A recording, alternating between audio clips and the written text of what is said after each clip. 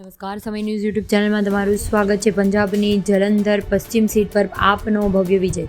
મોહિન્દર ભગતને 27,000 મતથી જીત મળી છે. બિહાર, પશ્ચિમ બંગાળ, તમિલનાડુ, મધ્યપ્રદેશ, ઝારખંડ અને ઉત્તરાખંડ, પંજાબ, હિમાચલ પ્રદેશમાં 13 વિધાનસભાની બેઠકો માટે મતદાન કરવામાં આવ્યું હતું. તેમાં 13 બેઠકોનું પરિણામ આજે આવ્યું છે. તમામ બેઠકો માટે મતગણતરી શરૂ થઈ હતી.